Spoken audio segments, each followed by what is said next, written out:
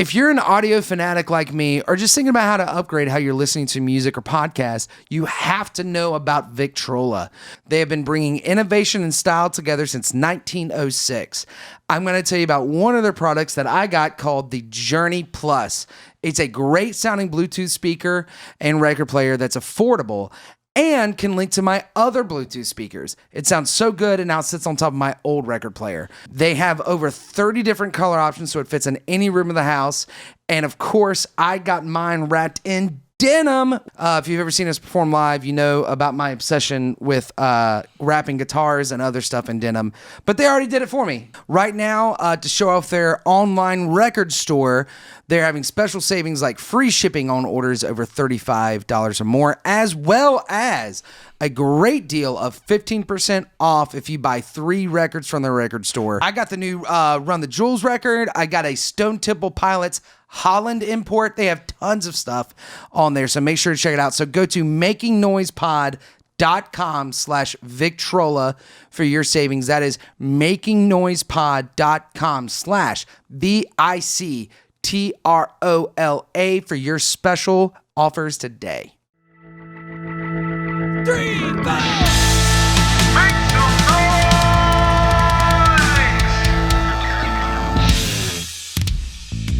What's up, everybody? Welcome to Making Noise with Todd Johnson. My name is Todd Johnson, and with me, as always today, the tonal teacher you can hear from the bleachers, Mr. Jay Connor. What's up, y'all? That's a new one. How long did it take you to come up with that? Oh, it took me a while. Wow. I worked on it. I practiced it You before had you like came a whole over. team of writers.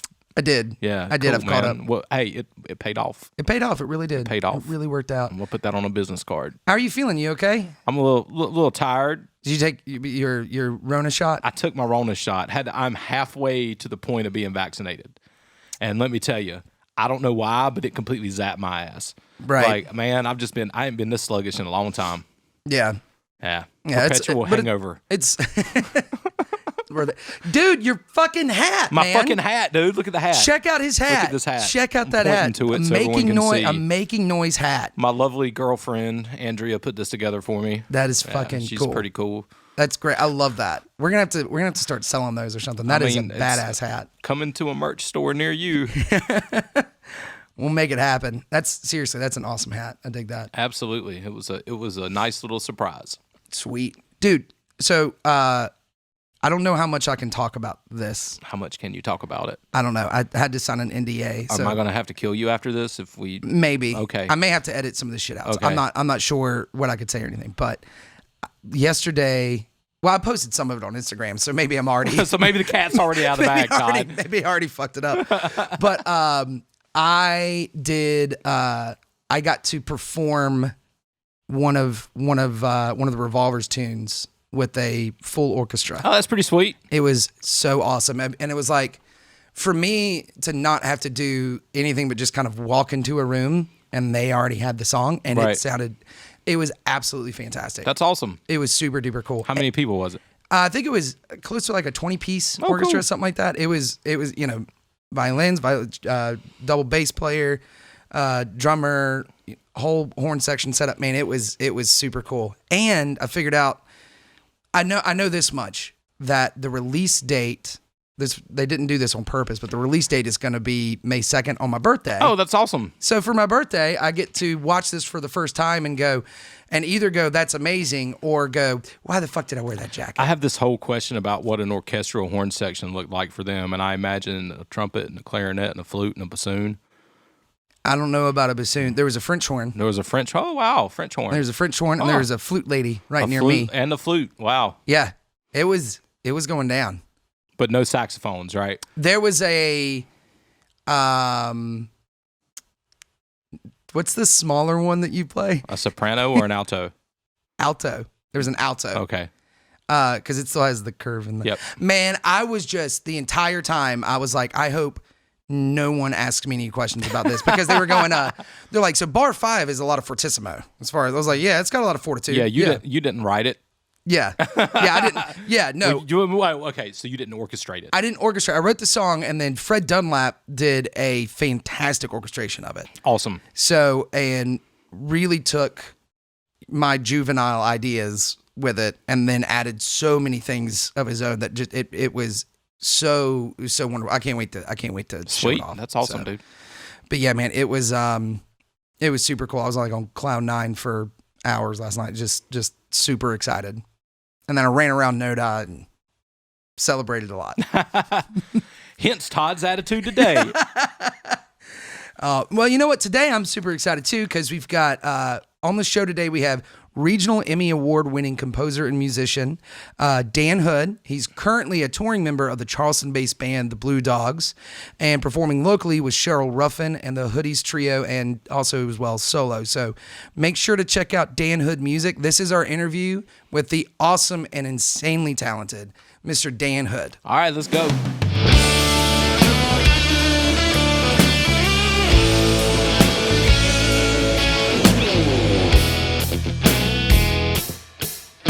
If you've played in the last month or so, like people are going like bananas. Yeah, absolutely. Yep. Like it's crazy how, they're starting to get vaccinated. They're starting to come out, it's starting to warm up so we could do outdoor events again. So it's weird.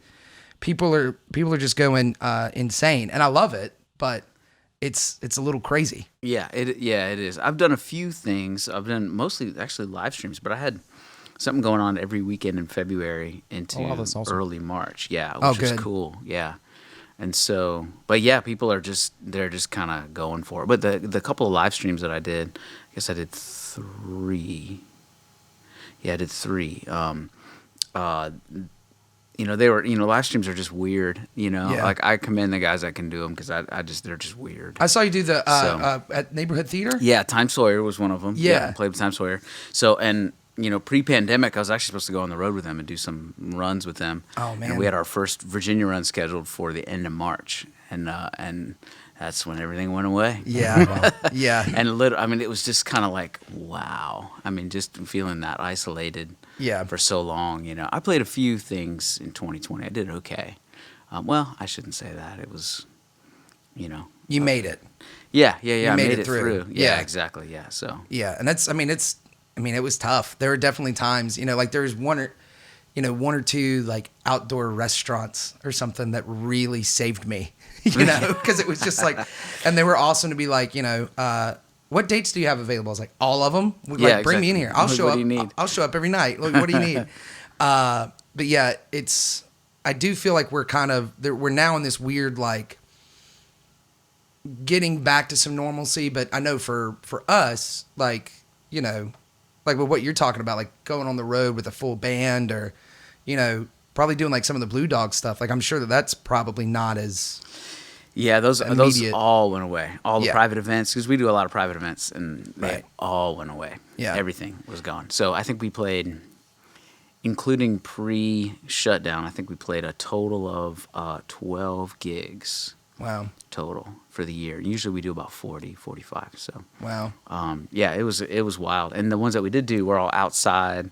There's a thing in Charleston called Safe Sounds that they're doing at Firefly Distillery and at the Riverside Park. Oh, cool. And we did the Firefly Distillery one and then played a private event there as well. Sweet. So they set up these little corrals, by 10-foot squares, Yeah. outside, and this whole big thing. So Yeah. it was pretty cool. That's awesome, man. How long have you been playing with the Blue Dogs, dude? You guys were fantastic when I got to see you side stage that one time. Yeah, at that's when we met, I think. Yeah. Officially, that was when That I was was our like, first oh, time. This is Todd. Yeah. Yeah. I think we did the normal musician thing of we both played the same thing, so we never are in the same room because Right. we're both gigging. But yeah, that was the first time. Yeah. But actually, so I've actually got a story I want to tell you. I really appreciate meeting you that day because I've heard about you from around town and that you're a super nice guy, very talented guy, and I was working in live production and kind of stage managing that day, and was in an area of like,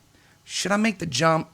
Should I make the jump? We talked about that. I remember talking about that day. Yeah. And like you were super polite about it and great. And basically, the kind of key thing you were like, oh, cool. You're playing this too, man. It's good to meet you. I'm like, oh, I'm stage managing or whatever. And you're like, you good.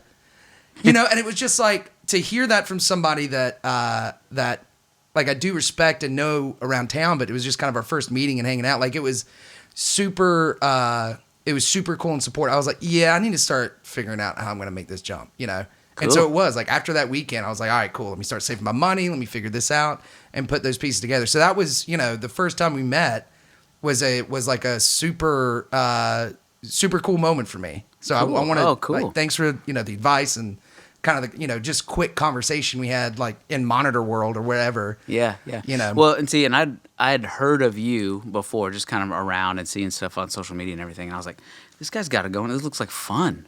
Looks like fun. Like, this is fun music. He's doing his own thing and he's out there working. And there's a couple of younger guys, I guess, for lack of a better description, you know, that I was like, I'm like, man, they're killing it. It's a good time for Charlotte music, you know, in general. Yeah. And on that gig, I was terrified on that gig because, you know, we're backing up Darius Rucker, you know, and I'm like going, and we didn't rehearse or anything. We rehearsed on his bus and we played 2 of the 5 songs on the bus before we walked out on stage. Yeah. And his comment was like, you guys okay with the others? And we were all kind of like, yeah. I wasn't even holding the guitar. It was just him and Bobby and playing. And he's like, you guys good on the others? And we're all like, yeah, sweet. He goes, all right, let's go drink. And so we went and started you hold drinking. My hand? Yeah. Well, and you know, that's been the whole weird thing with the Blue Dogs. So to answer your question, I've been with them for 6 years now. So Okay. 6 years and change. Okay. It was late August 2014. Okay. And it was just a sub gig. You know, I just went, they were like, hey, we need somebody for the weekend. And I was like, well, I can't do the Friday gig. I'm already out of town. I said, but I can come play the Saturday gig at Whitewater Center. And they're like, well, I don't know. I said, okay, cool. They were looking for somebody for both nights. And so then I got a phone call Wednesday before that Saturday gig. And they're like, hey, okay, if you can still do Saturday. And I was like, well, I'm booked, but I'll swap it out. No big deal. And it was just a cover duo thing, you know. And so the next day I went on iTunes because you can find our stuff on YouTube. So I went on YouTube and it's just this hundreds and hundreds of videos. I was like, I don't know where to start. He didn't. I don't have a set list. He didn't give me a song list to learn, you know. So I was like, okay. So I went to iTunes and pulled their 4 studio records and did loose charts of their 4 studio records the next day, that full day on Thursday. Went through them again on Friday. And it was my buddy Flav's birthday, so we went to the guitar show like we usually do that Saturday. And then I didn't even tell me an arrival time. And then I get a text at like 2:00 going, hey man, when are you planning on coming out? And I was like, oh, I don't know, gig's at 8. I was gonna get there at 7. And they're like, nah, come on out now if you can. I said, okay. And so I went out there and met everybody and did the whole sound check thing. And I even took my pedal steel out there. He's like, dude, bring everything. And I was like, I do not improvise on steel. I can't. I'm not that good at it, you know. He's like, that's fine. And so he goes, well, what'd you learn? And I showed him the list, and he's like, wow. He goes, we don't do most of those anymore, but cool. You know. And so I think we played 10 of the 30-something, 40-something songs that I learned.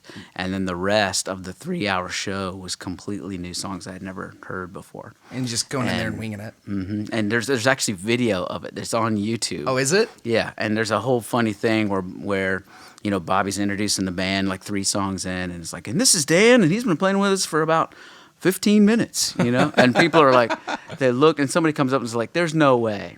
And I came up to him like right away. And like, there's no way. He's like, no, for real. We literally just met this guy. And you know, and it was like, all right. And then on the set break, they're like, hey, you want the gig? Right. And I said, sure. Yeah. So there's no better way to audition somebody than at a live show. Well, you know, it's so when I was getting prepared for this, right? Because this is one thing that Todd and I do. If you believe it or not, we actually prepare for these a little bit. No, we don't. Yeah, and one of the things he does. He does. All right. So one of the things that stood out to me when I jumped over to your website, right, was I was looking at everything, and it had like 10 rules or something for being a sideman. Yeah. Right, and that was, I don't know if you remember doing that. You probably remember doing that. It was like a long time ago. Yeah, but it's funny because all the things that you just talked about were right there in that 10 rules of being, I got everything out. I got prepared. You know, I made sure I had the songs together. And as being a sax player who has played a lot of gigs where I've shown up to a show for the sound check and be like, all right, so what are we doing?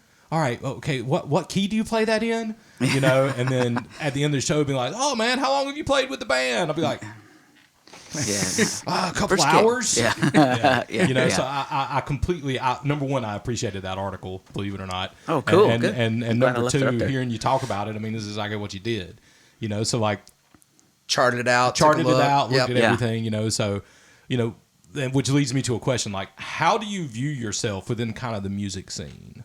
I get because it shows you as a sideman, right? Like, what's the that's evolution kind of funny of Dan Hood in the Charlotte music scene? In the Charlotte music scene, yeah. man, I started playing out in the Charlotte scene as a sideman, as an electric guitar player with Static, which was Josh Daniel and Flavio. We had some different drummers, Chris Gargis from Old House. That's where that relationship started. Oh, yeah. That's actually how I auditioned for that band. Funny story. My first band was a Christian band. Like, we did, like, the whole CCM thing. And this is the late 90s. Okay. And so, cut my first record. It came out right when I turned 21, or just shortly after I turned 21. And it turned out to be a producer who's from this area that went on to win Grammys and Dove Awards and all this kind of stuff. So, but he was in Charlotte then. And so, that band was kind of getting towards the end, and so we could kind of tell, we were traveling around playing region, did pretty well, sold all 1,000 of our CDs that we printed, which is really great. Oh, wow. Yeah. You're one of the first bands I've met that actually did that. Yeah. That's a good job. Well, and what's funny is there wasn't really MP3 players back then. Like, you had to convert stuff. This is just as Napster was like a thing, and so it was still physical media. And so we pressed our 1,000, and they were in the local Christian bookstore down in Pineville, and we were top 10 bestseller with all the ones that were out because people kind of knew of us around that area, And so started playing there, and then through some other friends met Josh and Flav one night. We were just hanging out, and they're like, "Hey, come sit in with us." I said, okay, cool, that'd be fun. So I went out there, and sat in on, it was all along the Watchtower. I'll never forget that, because it was my first bar gig. And so, oh, really? Oh, yeah, it was my literal first club show. I could barely get in, and come to find out Josh was younger than I was, which I didn't know at the time. A couple years younger than I was. So how old were you? Probably. I was 21. 21. Yeah, this is all that same year. Right. That stuff came out, and that band was done by the end of that summer. Right. Basically, it came out real early in that year, and it was done by the end of the summer. Gotcha. So I went and sat in with them, and they were kind of like, man, our other guitar player is leaving, and the guy we got now, and it was this whole kind of thing. One guy was playing with them, started the record, never finished it, and they had won this recording package thing. Right. So they're like, well, have you done any studio stuff? I said, yeah. I said, I just, cut my own record, blah, blah, blah. And they're like, okay, cool. Like, well, why don't you go into the studio with this guy, Chris Gargis, and finish the record. We're going to replace the guitar parts and all this kind of stuff. It was something like there was another guitar player there that was involved, and I kind of I didn't know it at the time, but I had sort of kind of pushed him out of the band. I didn't know it. I kind of feel bad about that in the long term, but it wasn't my decision. I was just kind of the hired guy, Yeah, you just kind of show up and keep your head down in that scenario. Like, oh, am I in the room? Okay, I'm just doing. Yeah, exactly, yeah. And so I went in and had a blast recording that first Static record with Chris Gargis. Yeah. And we were doing all kinds of weird stuff that I just read about in Guitar Player magazine, Yeah. And was this at his older place or the? This is the Playroom. Okay. Yeah, in the late 90s when it was off of Graham Street. So it was Eddie Z's place. It was still Eddie Z's place then. Okay. And they had a studio upstairs and the rehearsal rooms were downstairs. Okay. And Chris Gargis was the engineer there. And so that was my first reverse guitar solo that I ever did. We cut it on quarter inch, reel to reel. Did you do it on tape with it? Oh, cool. Yeah, and then flipped it around and then played it into the ADATs or whatever was the format back then. Right. And we just had a blast doing all kinds of weird stuff. And so Chris calls up Josh and he's like, you guys need to get this guy in the band. And so they're like, hey, you want to do it? And I was like, yeah, the other band's kind of folding. Sure, why not? Sounds fun, And so that's when I kind of started into the whole Charlotte scene was then. And then we did the Smokey Joe's open mic, and that's where where I met everybody. Yeah. Everybody. So I almost want to do at some point like a little bit of a timeline of the Smokey Joe's open mic, because for me that was easily my introduction to the scene, and it was why and how I started the Revolvers. Because it was really cool. Okay, well, this is great. This is awesome. Well, I had just moved into town, and I had musician friends in like Greensboro and Burlington area and stuff where I'd played. And if I were to go play in that area, they would be like, yeah, I'm free Friday night, And I was a side guy for a while. So I kind of got the idea of like, wouldn't it be cool if taking these bands that are always full of sidemen anyway and hired guns and making it like they're the spotlight. making that important that it is a different band every night. We're not trying to hide it. You just decided to remake Toto. Is what you? Yeah, kind of. Yeah. Not a bad idea. Not a bad idea pretty at good. All right. So I had those guys kind of out there that I could call from a pool of people, but I didn't have anybody in Charlotte. And very quickly, I'm trying to remember who it was. It may have been Ethan Ricks who told me that that was a good place to go. But he, it could have been him or somebody else. I'm not too sure. He was one of the first guys I met in town. But I went there I went there the last night Jason Atkins was playing before Colby started. Wow. Okay. So this is, what was that? Maybe 2010, probably. I don't remember. Second time. Not the first time, because you wouldn't have been in Charlotte in 2010. No, I wasn't. So Colby left. Jason came in, and then Jason then left again. And then Colby came in. Yeah. And then Jason's back again now, right? Yeah. There's a lot of that. I think it was maybe 6-7 years ago. Yeah. Okay. About 6-7 years ago. But within 2 weekends, I met 2 great keyboard players that were both house band members, and I also met, Brock and Brock's dad and, all both the Brocks, I guess. But, what? Brocks. The Brocks. So when you're dueling Brocks. So when you're saying like you started, like you were at the Smokies Jam, what era time is that? Cause I want to trace back like when it started, who the house band was. Cause it is like are you a musician in town?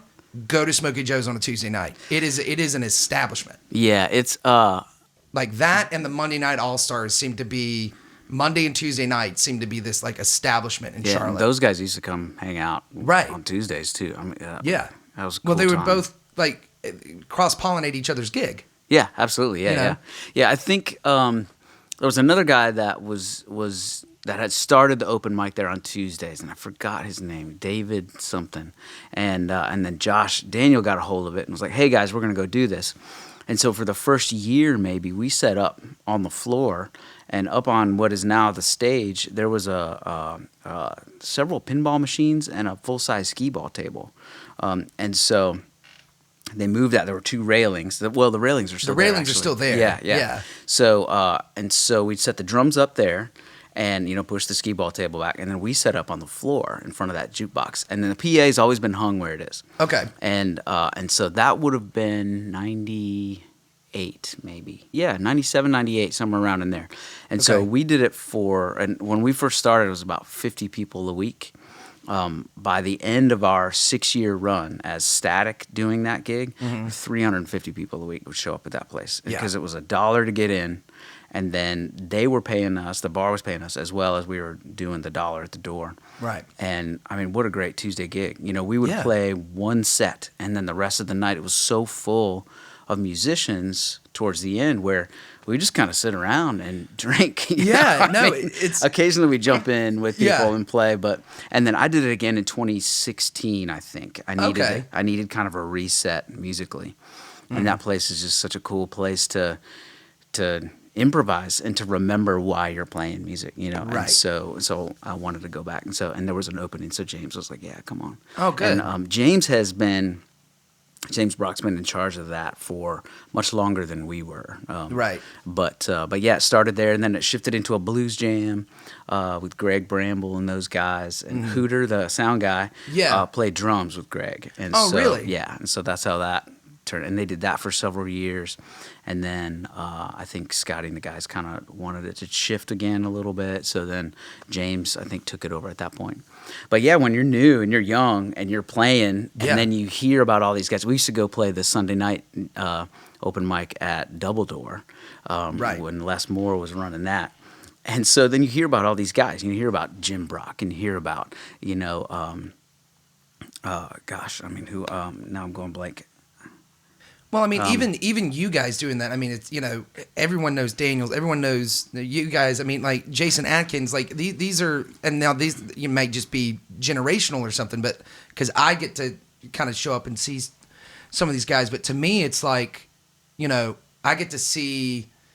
I don't know what's already been established. I just know that this is an establishment. Right. And it's like there's not really. It's interesting to see the people who have been here long enough to know, like, it kind of reminds me of when people talk about like New York comedy scene, where they're like, "Oh, you're getting bumped tonight," and you're like, "Why?" I was like, because Jerry Seinfeld's here, or something. He helped start this, So it's kind of like the first time I ever heard of Josh Daniels, or heard of Josh was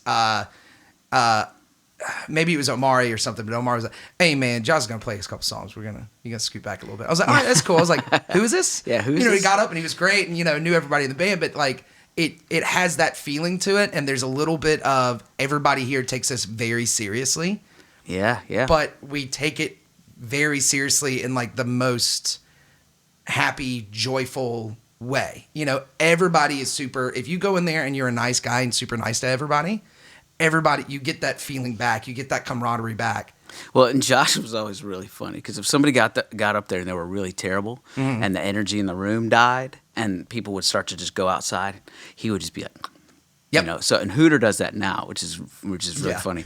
But we get dudes that were in there. And the jam band thing was big then, so we did a lot of jazz funk stuff and jam bandy stuff, Right. And these guys would just get up there and just want to play, right? And and they would just go, and you're just kind of like, yeah, okay, you're done after this song. Yeah, and right. We'd roll through. Then it was guitar players were dime a dozen, and so so I didn't play much. Right. Which was fine. I sit around. You get to sit at the beer. bar and drink beer. Exactly. Yeah, yeah. And that's why James loves it when when there's a bunch of drummers in the room. Which is what it is now. That's how it was when I was there. It was like, okay, all right, I'll play all night with all you boneheads, Right. And so I shouldn't say boneheads because there's a bunch of really great dudes. Yeah, most of the time too. Sometimes really you don't fun. know who's coming up. Yeah, you do know who's coming up. Yeah. I like the fact that it's got, it's open to everybody, but just the like, hey, we'll cut you off if you're up here because it isn't an open mic. It's an open jam. Right, which exactly. It has a little bit of a different vibe, and you can go there and not play. Like I've gone there plenty of times, didn't get early enough to be on the list, and then I'm there all night just to hear who's going to play. Mm-hmm, and you hang around all night because you might, somebody might drop out and you might be able to hop up or something. Well, one night we subbed. This is kind of a fun story. As a band, we were like, okay, we're going to see John Scofield. It was the Uber Jam record, I guess, had just come out. Killer band on that record. So we went and saw him at Amos's. Uh-huh. And so afterwards, some of the girls that used to come out to Smokies all the time went and somehow met the band. Everybody except Scofield. So they're like, "Hey, we're all going to Smokey Joe's." And so we're like, "Yeah, cool. We're all going too." So we went over there, and we walk in. It was about midnight or so, something like that. And I forget who was subbing, but we're like, "Okay, we're gonna play a set." So we jump up and we play, and then Scofield's band shows up. And they're like, "Hey, we want to play." And it's like, all right. Yeah. So they jump up, and we played an hour and a half with Scofield's band, who was like, it was Avi Bortnick played guitar then. Jesse Murphy was playing bass on that one.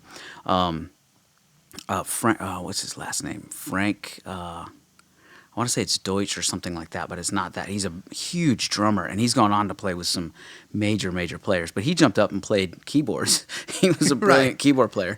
And so they did their own set, and then it started to become one of those drunk open jams, Yeah. And so they kind of slowly, one by one, kind of just start getting out of there. Yeah. Yeah, but that was just such a fun experience, to be able to do those kind of things. Yeah. So that's really where I got started in the local scene was at Smokies, because I didn't know anybody, Right. I mean, I was 21, 22. We were young, Yeah. And we were playing, and, Rick Blackwell was a bass player. I was trying to remember. I couldn't remember. And Ron Brendel. And they'd be sitting at the bar, drinking. You could smoke in the bar back then. Right. So they're drinking and smoking. And you go up and be like, "Hey, what's up?" And they would say, "Hey, man, nice set." And you're like, Yeah. Oh, dude. Jim Brock just spoke to me. Jim Brock just spoke to me. Yeah, no, it is that thing of I'm completely fine that Jim Brock has no idea who I am, but he has spoken to me 2 or 3 times, and it's been like, "Hey man, that was cool," and I'm like, "What? Yeah, okay, man, done." yeah. He's like, he has no idea who I am. I've even been like in some session settings with him, and I'm like, he doesn't know who I am, and that's fine. That's completely fine, because he's played with everybody. Yeah, I mean, he's done so much stuff. You're kind of getting into Smokies, you're playing around and stuff like that. Where does that kind of lead you into? Because you do a lot of like composition and recording work and stuff now. Yeah. Was that just kind of like, where did that jump kind of come in? Because I know you're talking about working with Gargis, but yeah, that's really where it started. It was what record? I can't remember the first session gig I did after the fact. And you said Chris Garges at that time was actually at a different studio. He didn't have Old House yet. Right. Okay. That was at the Playroom, and then and he played drums with Static for a while, and he was doing the Tuesday night thing with us. We went through 3 or 4 drums. Curtis was one of the drummers for a while. Yeah. Curtis Wingfield? Yeah. Okay. Yeah. And He's fantastic. That guy. Yeah. I worked for him at Music Matters when he had the music school. Oh, okay. So I taught there from 3 months after he opened till he closed it. That was a lot of fun. So I really like that guy. Good friend. And so we went through those kind of drummers, but it was Chris Garges who was the recording guy, you know. And so I was always interested in it and learning about it, and microphones and the technical side of things too. When I was in college, I used to do front of house stuff, for UNC. I went to UNCC for UNCC, all the big on campus events and stuff. And so and I ended up playing on somebody's record with Chris, and then or somebody. No. I know what it was. Jason Hausman, who has Hot Sake, was the studio manager at J. Howard, which is a commercial post-production facility like I work for now. It's actually a lot of the same people. Okay. And and so I went over there to record on Jason's record. He did a little thing. He's like, "Hey, I want you to come play," because he would come to Smokey Joe's. And he'd come up. We'd never heard his song before. And so we would just jam. And I came up with this part on this one song. He's like, I got to have that part on there. And so I went and recorded, and that's where I met Chris. So he would come to the jam with the song that he had wrote that you guys hadn't heard before. And he would just sit up and be like, it's in E minor. And we're like, all right. And you guys just go, follow me. And that's such a great way to write. Yeah. It's such a cool way to write. Lee Neitzel did that as well. He had a band called Transmission Fields back then. Okay. I don't know that he's doing much music anymore these days, but that's how I ended up playing on his record, because he would come in and be like, it's kind of in G and the chorus does this, and you're like, okay, and then count it in, we would go. Yeah. And so we'd come up with parts on the fly, and then that same person would come out the next week and we played that same batch of tunes, and so that's how I played on his record and played in his band for a very short amount of time. And so that's kind of really how it started, was that kind of thing. And then I got into producing a little bit later, just actually in the last probably 5 years. Right. Chris really encouraged me to kind of do that, to kind of go that route. And so I did. So I produced a few, I guess, in the last few years. So hopefully there'll be more of those coming up. Yeah, absolutely. Yeah. So, I am still really proud of those, actually. So some of them haven't even come out yet, but. Yeah, well, that's always a tough thing, is when you record something. You're like, man, when you're the producer, you're like, okay, I know we did this. When are you guys gonna put it out? Yeah. You guys gonna release those songs that we did? Well, and like with Caroline Keller Band, we did a batch of 10 songs at one time, and now it's been almost 4 years ago. So they released one EP, then recorded a couple more songs, and then eventually they're gonna release the other EP, and they haven't yet. And so there's this great EP that's done, that's just sitting there, and they're working on some new stuff now. They're going a little different direction with studios and that kind of thing. So, but it's just funny kind of knowing what's sitting there. Right. Like they had a song that they sat on for almost a year before they released it, and Mickey Raphael, Willie Nelson's harmonica player, is playing on the track. Oh, cool. And they sat on it for a year, somewhere around a year, and I'm like, oh, come on, it's like, and I've got the rough mixes, and I'm sitting there, I'm like, oh, this is going to be so good. Yeah. And so, so stuff like that, as a producer, you're kind of like, and then you get the other side, Right. I met this one younger songwriter here in town. Her name's Olivia Martin. She was 17 at the time. And I got connected with her through John Tosco. And she's like, hey, I want to do this record. And I'm like, okay, let me hear your stuff. And this is in 2017, because I was working at the store at the time. And she comes in and plays and sings, and it's just amazing. Like, she's just notch above. Right. And I'm like, okay, well. She's got some, yeah. Yeah, she's like, I'm playing the Tosco party in 6 weeks, and I want to have a record done in 6 weeks. And I was like, or 6 or 8 weeks. And I was like, with copy. She's like, yeah, and and I'm still in high school, so I can only record in afternoons. And it was like, okay, cool. And so, so we got together for a couple of pre-production things, made a list of songs. I think it ended up being 10 songs. She added one right towards the end that she just did by herself, and we knocked out this record. in about 4 weeks, I think we did the whole thing. Chris mixed it, and we sent it off for mastering, got copies, and she had copies at that Tosca music party. Wow. So, yeah. What a turnaround time. Yeah, it was intense. And it's really cool, you know? Yeah. And I was produced it, and then I played pretty much everything on it. I was about to say, was it one of those things where Chris played drums and then you did all the other musical instrumentation? Chris kind of thing? just engineered. Oh, okay. He played. I take that back. He played percussion on a couple. He played the first song we did. He played a pizza box snare drum, and his foot. And he played his studio. Like he mic'd his foot and played a pizza box. And Gotcha. And so we did that. I think Chris might have done some percussion on one other song. Okay. But I did everything else. And then we had Jonathan Erickson came in and played a full kit on like 3 songs. I had him and Stacy come in. Okay. And no, actually it was just him because I played bass. Now I can't even remember. It wasn't that long ago. Well, it's a blur to like knock a record out and it's like in that quick of a time. Yeah. It was fun though. It was a lot of fun. And it turned out great. You know, so. That's awesome. It is fun to sometimes kind of be like just 14-hour days, just going, just getting it done and staying in that. Oh, staying in that moment. We've got a 4-hour session. We're gonna get this song done in this 4 hours. Come in, knock it out that quick. Yep. Wow. Yep. And then I would do overdubs later if need be or whatever. Huh. Like there was a couple of sessions where I just went in separately without them there and added guitars and stuff like that. Sweet. But yeah, it was cool. So did you learn anything in that process that helped you in future production gigs? Yeah, absolutely. Yeah. I mean, the idea is, you know, from my standpoint as a producer, that word kind of gets used in a couple different contexts these days. But the idea is to make sure that the songs work in context of the recording, make sure that the artist's goal is met, and to get the absolute best possible performances out of the musicians at that time, whoever's in the studio at the time. So that's kind of how I look at the role of a producer. You know, I'm not the guy making beats in the corner, you know, kind of thing. And that's another way that producer is used, you know. Right. And you know, and so I'm more the older school, I guess you could say, idea of producer. So so you learn a lot from there. You know, you learn how to layer parts. And some of my favorite guitar players are session players. And that's where you really learn about layering parts and dissecting records and figuring out why does that work, you know.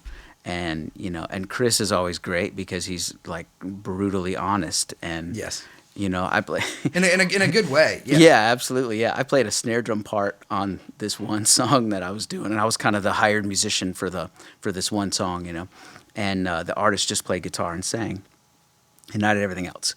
And so I'm playing the snare drum part, and I get through the whole song, and I'm like, yeah, I totally nailed it. And then he comes over the talkback. He goes, "Now that you got that out of your system," and that was his quote. And I started laughing. He goes, "Dude, just play it straight, man. It doesn't need any of that ornamentation." And it's just brushes on a snare drum, you know. Yeah. And I was like, okay. And we got the biggest laugh out of that. And Chris always does that, you know, with guitar stuff. He's like, okay, now, you know, and he'll just make some kind of offhand comment. It's really awesome.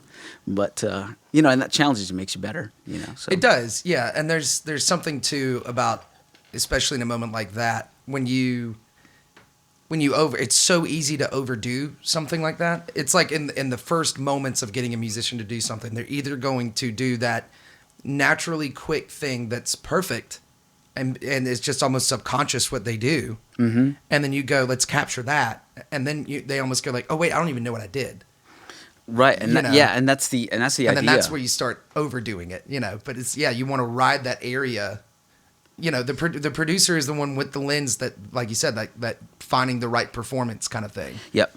Yeah. And there was a situation on the Caroline Keller record where, you know, she wrote a song about her dad passing away. Mm-hmm. And they're playing it like note perfect. And it's just perfect. Sounds like a Nashville record, right? Right. Which is what they were going for. And I was like, okay, this is good and all. I said, but, you know, tell us the story. Like, we need to know the story behind these lyrics. So she shared the story. And then I told everybody, I was like, I want to hear that story when you hit the floor tom going into the verse. I want to hear that story in the snare drum. I want to hear that story in the acoustic guitar, you know. And so, and they finished the next take, and it was amazing. Like, people were crying, like the drummer sitting there like wiping away tears afterward, and that was the cut that the cut that ended up on the record. And no tuning on the vocals, no nothing. I mean, it was that good right out of the gate. And I think we added some overdubs, small things, but piano and some other things, but the core performance was one shot, and it was that one shot, and it's just this really cool performance, you know. And you can do that. It's not as easy in the studio. You can do that, but you have to kind of get into the mindset of that performance kind of thing, you know. And that's what I try and do. You know, I did the same thing with Akita. Those guys, they were doing a funk record, and so I went and worked with them some, went to some pre-production rehearsals and that sort of deal, and then we would just do 5 or 6 takes till it felt funky, you know. And I was like, all right, that's keep the one. that energy in the room. Yeah, exactly, yeah. And so I hope they're still happy with it. I haven't talked to them in a while, but I'm sure they are. They're great guys. We're gonna get them on it at some point. Cool. Because I love them. So when you pre-production is something that's I'm very adamant about doing pre-production when I work with a group. I mean, and not just it's, you know, part of it's getting them practiced up, and then part of it is like, do you feel like you're also the kind of guy that comes in and says, this part's really cool, do it 10 times, that part's not cool, cut that part? You know, do you do that sort of stuff kind of in pre-production? What's some of your pre-production? The entire reason you're here, dude, is for me to steal all your secrets. That's really it. Well, for me, it's the impact of the song. You know, each song I try and approach as a unique thing. You know, and so you know, I'll listen to a demo of a song or whatever, and if I go in for a pre-production with a band, then I'm like, okay, let's boil all this mess down. Because when you play live, you develop bad habits. As musicians, we all develop bad habits, and guitar players play too much. Especially electric guitar players that come from acoustic, they're sitting there going, they get that all. That's the hi-hat's job. That's not the electric guitar stuff. They're stuff. playing the rhythm instead of. Yeah, well, they're used to playing all the different things instead of just the rhythm guitar part. That's right. I should put it better. Yeah, exactly. Yeah. So you sit there in those kind of situations, and you know, I feel like my job is to hold a big eraser, you know. And a friend of mine that I work with, Aaron Burdett out of Saluda, North Carolina, killer songwriter, and he's got stuff on like top 10 on the bluegrass charts right now, which is really, it makes me really happy because he's on his like 8th record or something like that, and he's worked hard and he deserves some attention and recognition. So but we worked on some stuff together, and he would send me these songs. I'm like, this is great. You have too much. And he's like, and he tends to override his songs, and he'd be the first to tell you that. And so there was one. There's a new song he released fairly recently. It's called "Dirt Poor," and the chorus, which was originally twice as long when he sent me the demo, and I said, "Your chorus is done after this." Right. And he's like, "But I was like, "I know. Take that chunk and make it a bridge if you want." I said, "But your chorus is done after this. This is so strong on its own. Right. That needs to shine, you know." And he just needed to hear that. Yeah. And he went through, did the song, and we played it as a band for a little while. And then his label was kind of moving him more towards the acoustic trio kind of thing, upright bass, mandolin, acoustic guitar, and him. Right.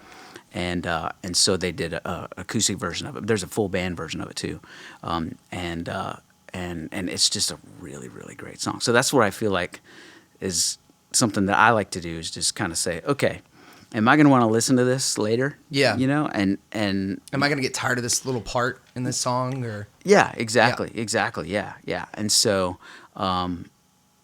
you know, and so I try not to do trendy stuff per se. You know, I may go for a sound that's trendy. I haven't been asked to do a pop record, you know, right? Probably for good reason. But well, I love that sort of thing of being. I think it works really well when you get somebody who isn't. Maybe you get a producer who's coming from a completely different field in a way, you know, versus doing something else like that. I mean, you know, like Rick Rubin going from, you know, doing all the Def Jam stuff to then Slayer. Yeah. You know, and the reason Slayer works so well is because he came at it from such a point where it was just kind of different, and just being a fan, you know, and kind of really created that really hard heavy metal sound, because he realized, like, well, the guitars are going to be loud anyway. I need to make the kick drum clicky. I mean, to make kick drum clicky, you know, and he was kind of the first guy to kind of develop what we now know as like metal, you know, metal, heavy metal, or death metal kind of sounds, you know, or from those thrash bands and stuff. Yeah. Oh, that's cool. That's cool. Yeah, and I love the stuff that he's done. You know, that Rick Rubin's done. I mean, it's him. Daniel Lanois is another guy that I just love. You know, and there's something about the low end in Daniel Lanois records that's really special, I think. Yeah. And so, you know, that's what I try and do. I want stuff to just kind of do this, you know, and kind of hug you while you're listening to it. You know, I love the stuff Dave Cobb's doing right now. Yeah. You know, that's kind of easy to love because it's popular, but well, I mean, there's a reason it's popular, right? He's found the way to put soul back into country music.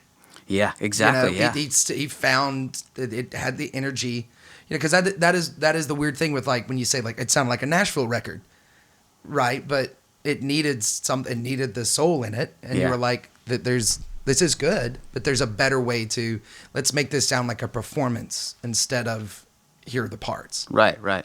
And, you know, like talking about trends in recording, the other day I turned on top country stuff from 2020, you know, pop country stuff.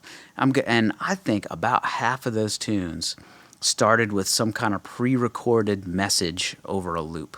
And I'm sitting there listening, you know, hey, you didn't answer the phone last night. And I'm just kind of like, really? Is that where it is right now? That's and then the you new click trend. it and it's like, hey, baby. You know, that's the next one. And and you're kind of going, okay, this is a trend that's got to die really fast. Well, where did it come from? And like, why did Nashville suddenly decide? Well, it's like one you know, that's one song. writer. Yeah, exactly. There's one writer or one producer, but then it'll also be like one song does that. And then it's such a super Nashville thing to go like, this guy's doing, let's jump on, let's do it exactly the same way. Let's break that up, you know. That other group of 10 song got a writers in million the room. plays. Yeah, Right. exactly. Yeah. You know, that guy's the hot writer right now. And so that he just gets hired to walk into a room and go, this is what's worked for me. As a pre-recorded message. Yeah. I've got 20 of them already. One of the guys that used to play in the Blue Dogs is signed with Curb Publishing. And so, and he's a great writer. He kind of tries to avoid the trend stuff a little bit, but you know, occasionally he'll have some stuff. He's like, we just do it, you know. And he's really good. We're actually gonna cut some of his newer stuff. The Blue Dogs are. Oh, cool. But yeah, I mean, it's cool to hear his stories, you know. Yeah. And he'll share a story before he goes into playing a song. You know, he wrote a song with Kelly Pickler about her grandmother, and she said it was her third co-write to try and get a song about her grandmother. And he just nailed it, just knocked it out of the park. And That's and that awesome. ended up on one of her last records. So very cool. yeah, so the songwriting world is really interesting, I think. You're somebody that I've always known as being super professional, very talented, very good at what you do. I'll look around and talk to certain musicians around town, and I think that you have this great career that that you've done and things that you're doing. I'm looking forward to seeing you continue doing what you do. Yeah. Whenever you have any of those demos that are unreleased that are great songs, you know, I could be quiet about stuff if you ever want to send something. All right, duly noted. Yeah, I feel very grateful to have done it for this long, you know, and for a long time it was the only thing I did, you know. Right. You know, taught lessons and played the church gigs and played gigs and did all that kind of stuff. And so, you know, these days working at Groundcrew is a little different, you know. Yeah. But you know, but it's what is that experience to getting there? How did you get into Groundcrew? And just real quick, what's the full thing as far as like the production stuff that you guys do? Like what is kind of the lane that you guys do at Groundcrew? We're a commercial post-production studio, so we record primarily voiceover, almost exclusively actually. And that is for everything from radio and TV commercials to ADR for major motion pictures. And so the footprint that little tiny Groundcrew Studios has, that's been in that same building for 20 years, is huge. And so like there are, well, even right now, you know, the show Outer Banks that's on Netflix, films in Charleston. We do all their ADR, well, most of their ADR. Delilah, that's filming here in Charlotte, we do all that. Queen Sugar. We worked on This Is Us, Walking Dead, Cars, all three of the Cars movies. Wow. There's And for one, ADR, Just Sorry. That's stands for automated dialogue replacement, I think is the technical term. And so basically, actors come in and either add lines to an episode before it goes to air, or they replace lines if they need to. So for Outer Banks, we've done a lot of language edits because they're not just on Netflix anymore. Apparently, they're doing some other stuff. So, gotcha. Taking out the F-bombs and putting in whatever else. Well, fudge. Yeah. Well, and like we did a session with, and this has been since I've been there, with Felicia Rashad came in and did some lines for This Is Us. Mm-hmm. And the reason they did it is because the production, and it was on camera. It was absolutely brilliant. Never seen anybody do it this well. But a truck came by and pulled the air horn right in the middle of her delivering this line outside. And so the line is just blown, because she was just talking quietly. And so the line's blown. So she has to overdub that. And she nailed it. Took her about 4 or 5 takes, but she nailed it. She wasn't happy with it. And once she was happy with it, then everybody was happy with it because it was perfect just to match her same inflection, everything. And it was just like, I was like, whoa, that's a new respect for actors that do that kind of thing. And so that's what we do. So I ended up there after my rather short run at the store. And that's a whole nother thing that's not worth going into. But I was like, well, I guess I'll get another job, And up until then, the store was my first job for 12 years, I guess, my first actual job. Right. And so I was like, well, I'll get another one. And then that opportunity opened up at Groundcrew because I immediately went back to playing and teaching lessons and doing all the things again. And I was just going to stay there. And then that opening happened at Groundcrew. And I was like, that'd be fun. Yeah. And so so I went in there and they're like, okay, here's the software. And I'd never used Nuendo before. And I come from a Logic, from DAW wise. Use Pro Tools a little bit, but they're like, all right, here's Nuendo, and here's a 45-minute podcast with 3 microphones, so you get to edit this. And that's how you're going to learn the software. And I was like, okay. And so it was a podcast for Coke, and I sat down and learned how to edit all the chunks and got really fast with it. And inside of a week or two, was pretty comfortable with the software. Sweet. And then started doing sessions, and yeah, so it's fun, yeah. Yeah, that's awesome, man. Yeah, so ADR is a whole nother thing. It's pretty complicated, but I've learned that, and I'm now doing some ADR sessions as well. So very cool. Yeah. So it's good, and I have the keys to a studio.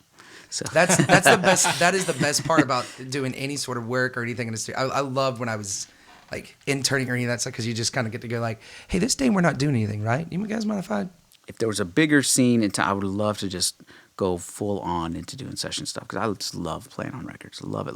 Yeah. So, and I've been fortunate to do a bunch, but I just love doing that stuff. I don't know what I'm doing. I haven't done this before. I don't either. Yeah. I just show up and say, okay, Todd, what's happening today? Yeah. I think this is such a good idea too, that what you're doing. I mean, they've been really fun to listen. I appreciate you, man. It's cool. I mean, just you're spotlighting so many different aspects of the creative culture in Charlotte, and I think that's important. So where can we find you online?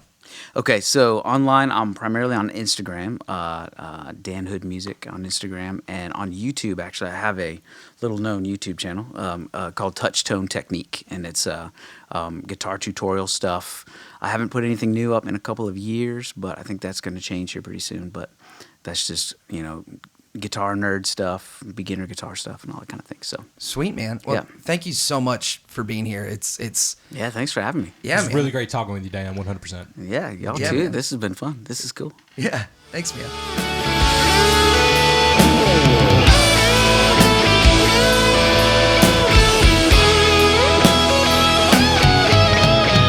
And that was our talk with Dan Hood. What a guy. I love that guy. Great dude. I met him one time a couple years ago, played on a gig with him, and just was immediately like, oh, man, this guy's great. Yeah, super great. Yeah. So we're going to bust out of here. Jay, what are you doing? Man, I'm thinking about maybe, you ever been over to Optimus Hall? Have you been there yet? Optimus Hall? Yeah, it's really nice. You played over there, right? I've played over there a few times. Eat anything, though? Have you eaten anything over there? Yes, I played L3. I ate Poppy Queso. There's a dumpling place. Okay. I'm assuming forgetting it. Well, I'm thinking about going by there and grabbing something to eat. You should, man. It's really good. Well, I'm kind of on the fence, though, because I don't want my girlfriend to find out about it because she might be a little mad that I went without her. Is that what you're worried about? Yeah, a little bit. You're gonna you can't go and eat there without. I mean, I could, but Okay. So are you gonna like secret do that? Like secretly. Don't post it on Instagram. You're gonna be like, why did you go to Optimus Hall without me? Instagram, and probably not put this in the podcast. After she made you that hat. After she made me the hat, I'm gonna repay her by going and eating at a place that she wants to eat at without her. Okay, you text me where you're at, and then I'll probably just text her and be like, guess where he is. Please don't do that. I'm gonna sell you out. All right, thank you guys. We'll see you next week. Rate and review and do all the fun stuff. Have a good week. Hit that like button. Like button. See you later.